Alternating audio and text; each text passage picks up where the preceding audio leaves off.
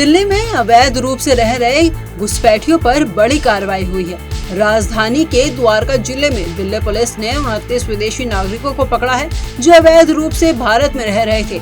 इनमें से 18 बांग्लादेशी नागरिक हैं और सबसे हैरान करने वाली बात ये है कि उनमें 6 छोटे बच्चे भी शामिल हैं।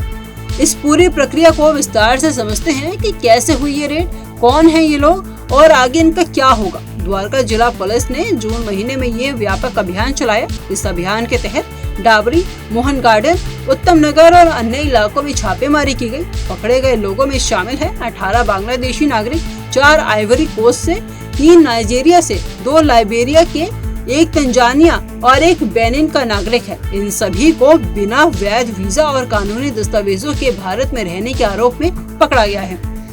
बांग्लादेश से पकड़े गए नागरिकों में 6 छोटे बच्चे भी शामिल हैं जिनकी उम्र महज 10 साल से भी कम बताई जा रही है। ये सभी बांग्लादेश के कुरीग्राम जिले से आए हैं। बड़ा सवाल उठता है, ये छोटे बच्चे कैसे, किन रास्तों से और किसके जरिए भारत पहुँचे।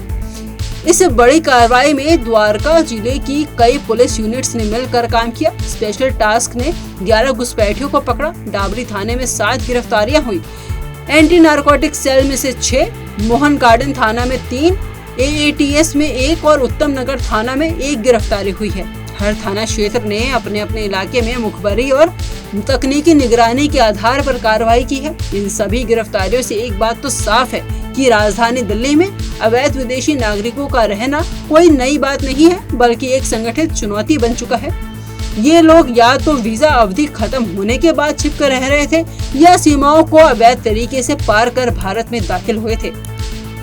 गिरफ्तार किए गए सभी विदेशी नागरिकों को FRRO यानी फॉरेनर्स रीजनल रजिस्ट्रेशन ऑफिस के सामने पेश किया गया। FRRO ने सभी डिपोर्टेशन के आदेश दिए और उन्हें डिपोर्टेशन सेंटर भी भेज दिया गया है। अब ये लोग अपने देश वापस भेजे जाएंगे, लेकिन इससे पहले भारत सरकार और गृह मंत्रालय और संबंधित देश के दूतावास से संपर्क और औपचारिकताएं पूरी की जाएंगी।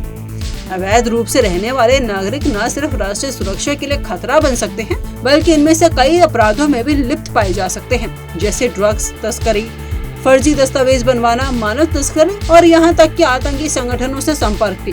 दिल्ली पुलिस की ये कार्रवाई न सिर्फ जरूरी थी, बल्कि आने वाले समय में इससे जुड़ी नीतियों को और सख्त करने की दिशा में एक संकेत भी है। आपको बता दें कि दिल्ली ही नहीं, कोलकाता, मुंबई, असम, त्रिपुरा जैसे कई इलाकों में भी घुसपैठों की बड़ी संख्या सामने आती रही है। सरकार बार बार इस मुद्दे को राष्ट्रीय सुरक्षा से जोड़कर देखती है और यही वजह है कि सीमा सुरक्षा बल यानी BSF, इंटेलिजेंस एजेंसियां और राज्य पुलिस लगातार इस तरह के अभियानों को अंजाम देती रहती है। दिल्ली पुलिस और गृह मंत्रालय की ओर से आम नागरिकों से भी अपील की गई है कि अगर आपको अपने आसपास कोई संदिग्ध गतिविधि या विदेशी व्यक्ति अवैध रूप से रह रहा दिखे तो तुरंत पुलिस को सूचित करें।